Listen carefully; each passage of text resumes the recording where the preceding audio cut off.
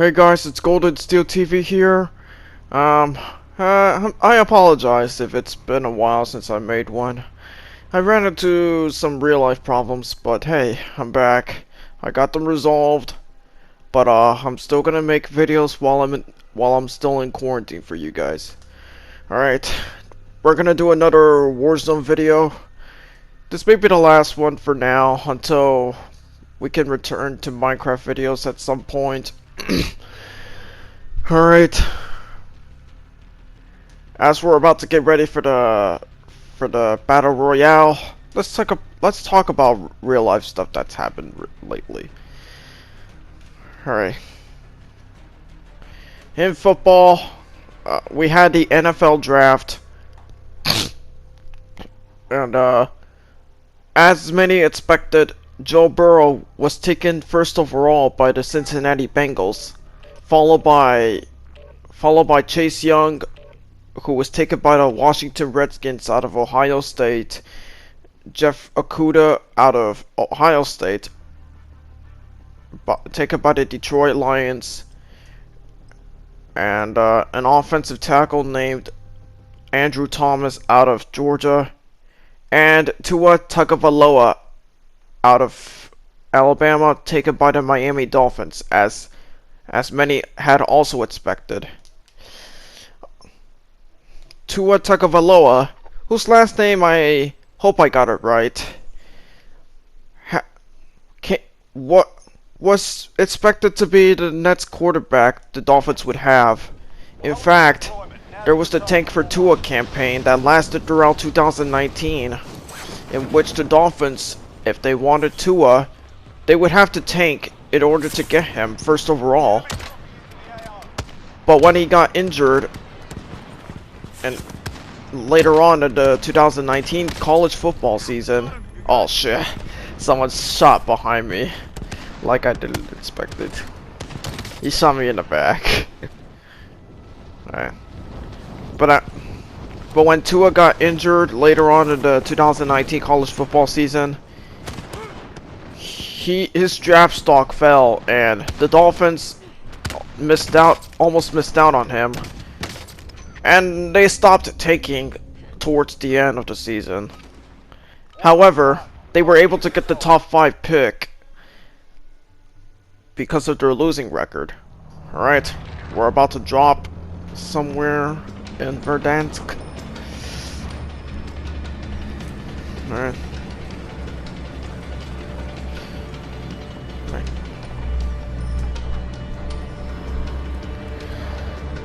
Alright, where should we drop? Battle Royale. Avoid the gas. Get to the safe zone.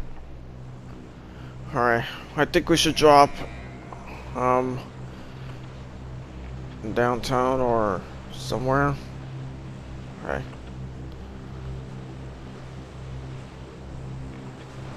I think we should drop down there in about now or so. Alright, which is what we're doing now. We're gonna land in downtown. Alright. Alright. And because of how Tua's draft stock dropped, it raised questions about his health, especially about his hip, which concerned those who wanted him, you know. Oh, damn it. Someone's shooting at me. I see him. I don't see him. Oh, he's right there. Oh, damn. Oh, damn. I died. Alright. Alright. We're gonna stop talking about football for a sec. Alright. The mode that I'm playing right now is the stimulus solo, in which instead of going to the gulag upon your death, you instead wait for several seconds to respawn. As long as you have a lot of money, you can respawn as much as you want until you run out of money, and once you die for the last time in this mode, you're out of here. Alright, go back to football. However, how, but that didn't. But Tua's health didn't stop. Oh damn! I killed myself. Failures of proper team. Ah damn! I'm so stupid for what I've done. All right, we're gonna try again. Alright. But Tua's health concerns didn't stop the Dolphins from being interested in taking him. When the Bengals took Joe Burrow, who they also wanted, in case they made a trade up, in case they traded up for the first pick, they had no choice but to draft Tua. When they drafted Tua, the tank for Tua campaign was complete. They now have Tua. The Dolphins also drafted a few guys in the first round. One of which is an offensive lineman, and I believe the other one is a cornerback. And they also drafted more offensive linemen and defensive guys. At the rate they're going, the Dolphins should rebuild and rise up as long as everyone is healthy and as long as everyone is off to a good start. Alright, here we go. We're back here once again in Verdansk. Alright, the person taken right after Tua was Justin Herbert out of Oregon, taken by the Los Angeles Chargers. After getting rid of Phillip Rivers, they decided to replace him with Justin Herbert. Although Herbert might have to sit behind Tyrod Taylor, so he can learn in his rookie year. I see him right there. Playtime's over, mate. Alright. You're going to the war zone. And there are concerns about his accuracy though, but we'll just have to see about that. There are 6 receivers went in the first round. Henry Ruggs was taken by the Raiders, and Jerry Jeudy was taken by the Broncos. CeeDee Lamb was taken by the Cowboys. And there are 3 more guys who are, oh wait, I didn't forget. Jalen Rigger was controversially taken by the Eagles over Justin Jefferson, who the Vikings would later take right after Rigger in the first round. The last receiver to be taken in the first round was Brandon Ayuk, taken by the 49ers. The 49ers also drafted a defensive tackle in that same round to replace DeForest Buckner, whom they dealt to the Colts in an off-season trade. Alright, we found some weapons around here. Alright. Alright, we got some cash and some weapons and armor. Alright. Alright. As the 49ers defense is already strong and one of the top tier in the league, Kinlaw is expected to make an impact on the defense. Right. Enemy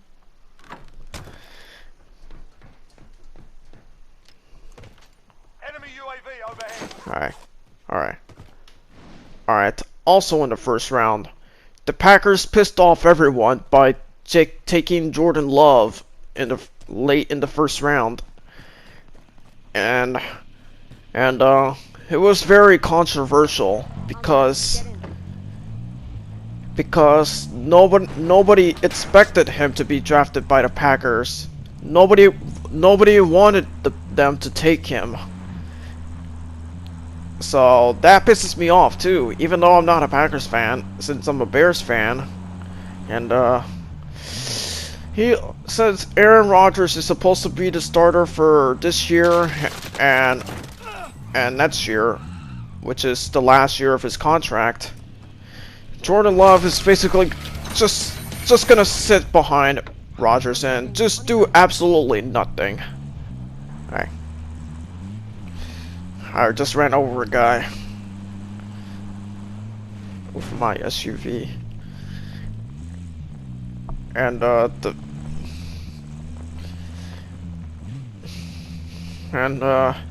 it's gonna take a little bit longer for Love to develop into a starter, cause they're since the Packers are very much committed to Rodgers until his contract expires.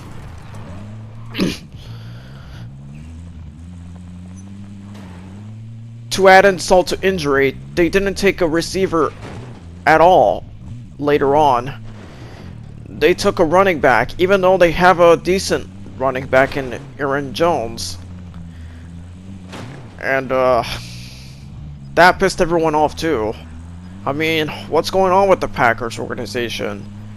Why do they need a quarterback and running back, even though they already have the two that are their own quarterback and running back that are good? Like, why? Alright.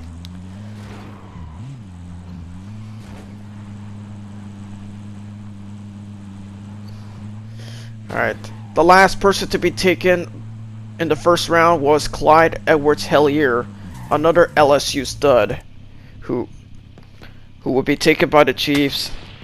Although they got okay running backs in Damian Williams and LaShawn McCoy, who is still good but past his prime. They decided to take a chance at a running back, so in case both of them leave or retire, they can go with Helaire for their. And since the Chiefs' offense is one of the top offenses in the league, Clyde could make a big impact on the team. Alright, there's one guy in the first round who I almost forgot to talk about. Enemy UAV overhead. Alright. Patrick Queen, another LSU stud, other than Burrow, Jefferson, Helaire, and a few more people who could be honorable mentions.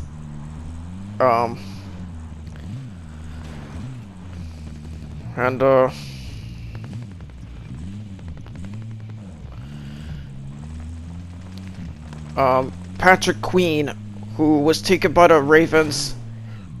I'm so glad they took him, because he was exactly what they needed at linebacker to upper up their defense, which already includes one of the top secondaries in the league. The Ravens defense could make a big impact this season with the selection of Patrick Queen in the draft.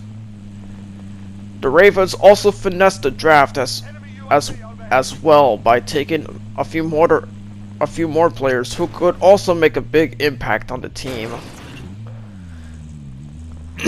Alright. There are a couple of second rounders that I would love to talk, and later rounders that I would love to talk about.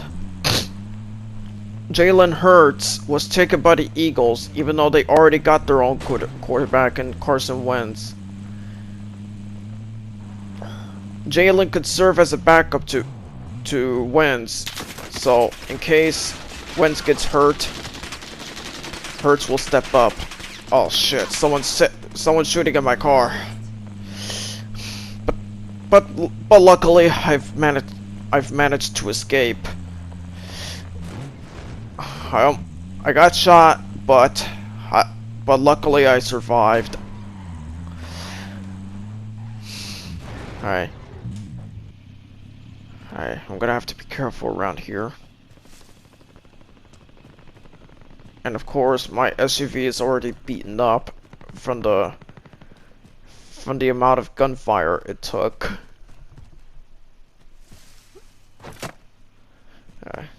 I can't go back. I can't go in the shack. Right. Alright. Another notable second rounder to talk about is Cole Komet, who is actually a local guy from my area. In fact, he went to a school in northern Cook County, which is a county where I live.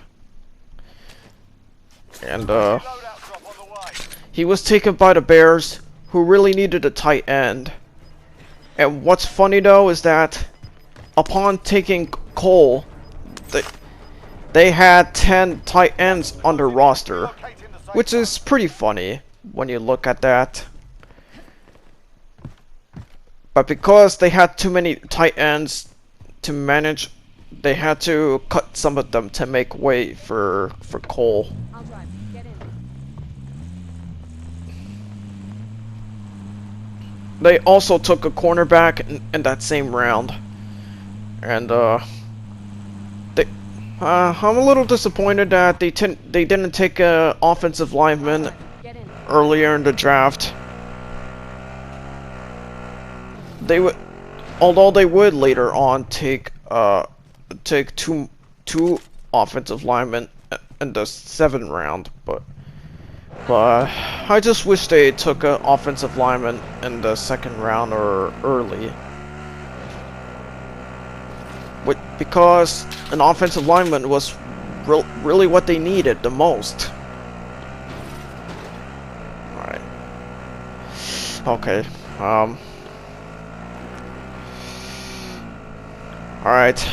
Now that I talked about the one of the notable picks from the draft, there are some couple of guys who deserve an honorable mention.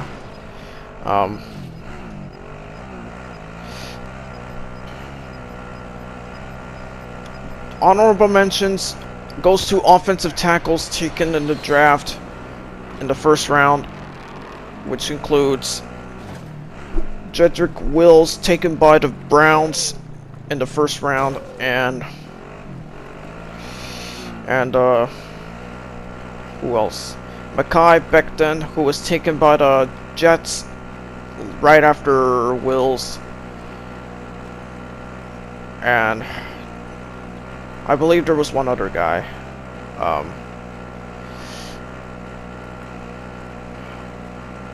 think Tristan Wirfs, taken by the Buccaneers to help, which is what they needed to protect Tom Brady. And I believe there's more offensive tackles that really that deserve an honorable mention. Alright, but there are a couple of more honorable mentions here. Honorable mention goes to Isaiah Simmons, taken out of Clemson by the Cardinals, which was one of the biggest steals of the draft, considering that other teams missed out on him. And I'll drive. Get in. Other honorable mentions include Jacob Eason, taken by the Indianapolis Colts later in the 4th round. Jake Fromm, who has a funny name because when you say his name, it sounds like Jake from State Farm. He also appeared in a TV show on Netflix called QB1 Behind the Lights, I think. And he was taken by the Bills. Oh damn! I gotta watch out for somebody that's somewhere around here. And that's all I gotta say about him. Of course, honorable mention goes to Trevon Diggs, the younger brother of of Stefan Diggs, taken, whose younger brother was taken by the Cowboys in the second round. Alright, someone's following me. Alright, someone's following me, and he's behind me, as you can see. I'm gonna have to find a place where I can hide from that pile of shit. Alright. That's all I gotta say about. Of course, last but not least, one more honorable mention, and it goes to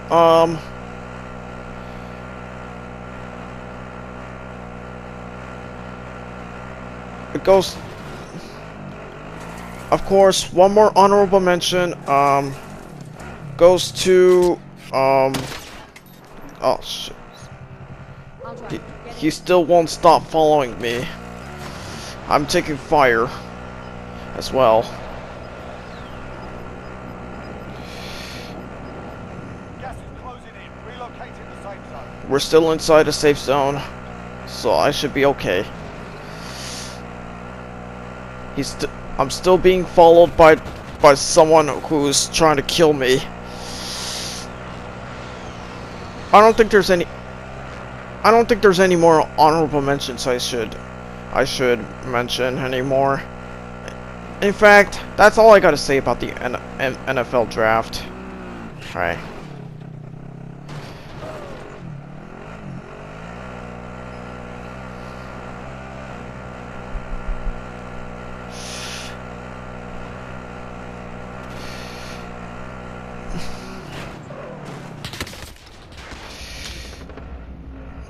Okay.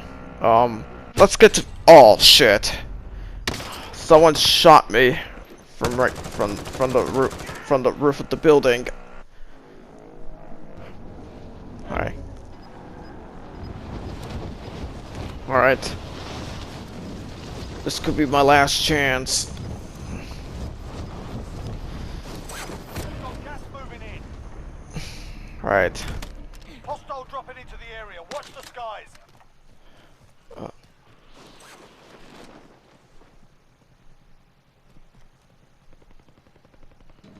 I don't see anyone up there.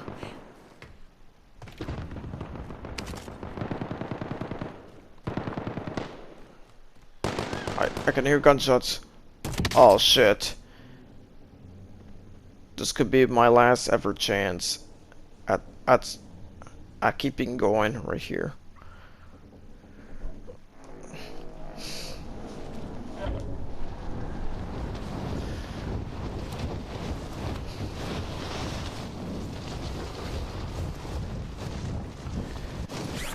Alright. Let's get to basketball. Alright. Oh, someone's inside a building. I must be careful. I must be very, very careful. Take cover. Oh shit. I'm about to die. I gotta get inside. Fuck. I died. So, I guess that's it. But I made it through. Alright. Alright. In basketball, The Last Dance documentary continues. There's one interesting piece I would like to share, which leads us to a basketball history lesson of the video. The Dream Team. Alright. As some of you know, Michael Jordan was part of the Dream Team that won Olympic gold in the 1992 Olympics in Barcelona.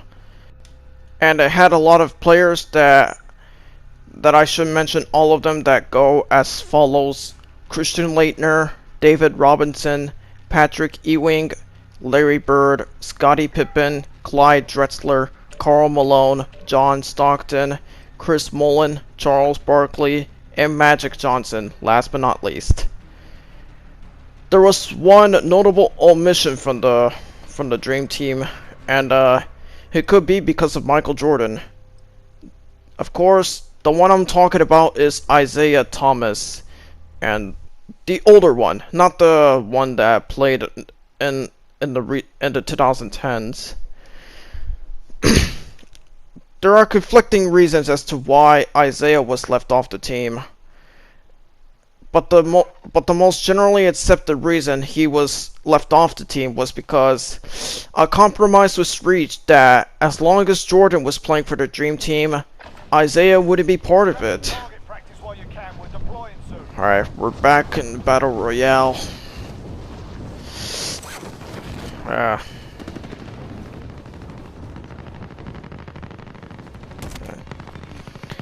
And given that they had a rivalry, of course, especially during the Bad Boys era from the Detroit Pistons in the late 80s and early 90s,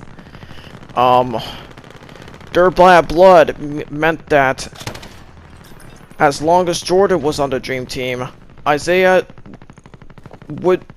couldn't be part of it at all. It's getting a little bit laggy. I don't know why. It's also getting glitchy.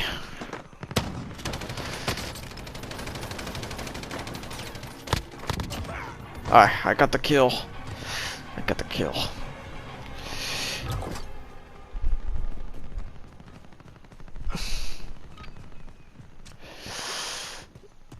Enough practice. Time for the real thing. Alright, here we go. It's still being glitchy and laggy. It should level out Soldier incoming. in a bit. Alright, here we go. There's still lag and glitches in the game, but alright.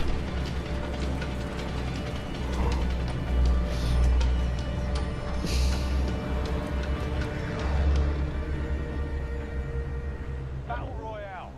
You've got gas closing in fast. Get to the safe zone.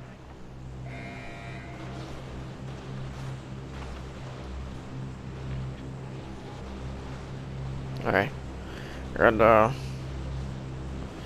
one notable piece from the Last Dance documentary I should mention was that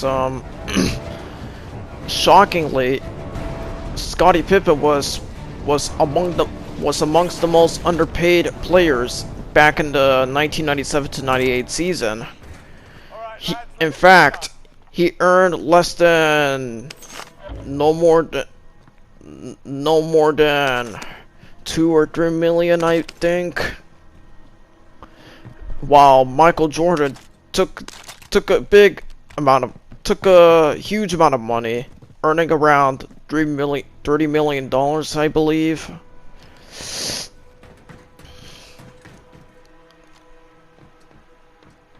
And Enemy soldier incoming. in fact, Scottie's underpaid salary left him angered to the point that he... Oh shit, someone's shooting. Be advised. Enemy team is tracking your location. Oh fuck, I'm down. Alright. In fact, Scottie's underpaid salary left him angered that he once wanted to leave the Bulls when Jordan was still in his initial retirement, and Scottie demanded that he wanted to be traded somewhere else. But of course, that didn't happen once Jordan returned to the team in the late stages of the 1994 to 95 season. Which brings us to another fun fact. When Michael Jordan spent his initial retirement, he participated in baseball, which wasn't spectacular to say the least, but yeah. With Jordan retired at the time, Scottie Pippen had to lead the Bulls. Phil Jackson was still part of the team, but they often got knocked out in the playoffs by the Knicks, who who would lose to the Houston Rockets in the 1994 finals. Someone's shooting. I don't see him around here. I guess he's hiding somewhere. And they would also be knocked out by the Orlando Magic in the 1995 Eastern Conference Finals. A year later, of course, the 72-10 Bulls would avenge the Magic in the 1996 Eastern Conference Finals, which led to the Bulls' victory in the 1996 Finals against the Seattle Supersonics. The most emotional moment from the 1996 Finals was of Jordan breaking down on the floor after winning the fourth title. Keep in mind that this game was held on Father's Day. I got that guy right here. And he lost his father in a murder shortly after Jordan retired, I think, in 1993.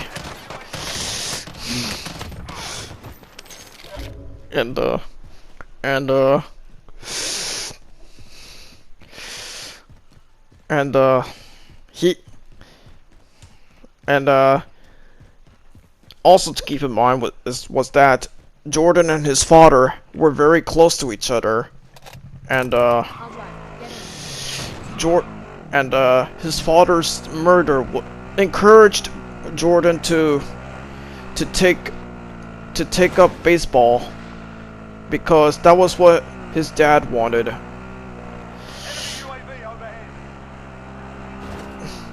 Of course, that didn't work out, which caused him to go back to basketball, of course, and the rest is history.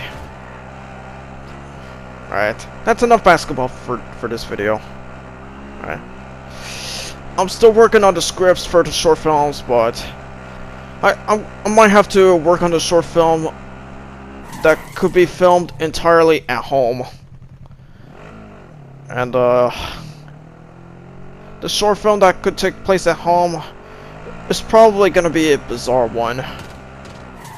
But that's how it's gonna be. Just to give you some hints about the fuck.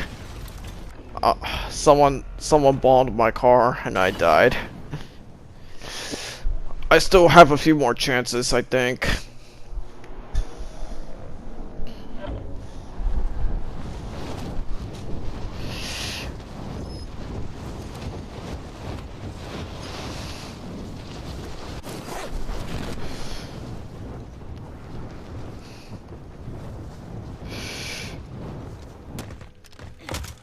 Alright. I found some Molotov cocktail and a machine gun. I found some more right here. Cash and weapons.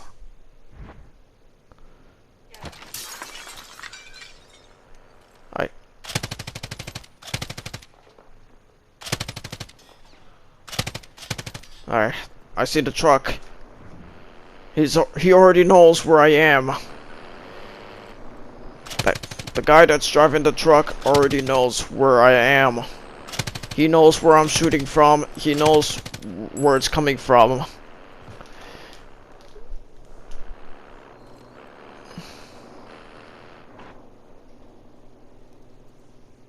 Alright. Someone just stepped out of the truck.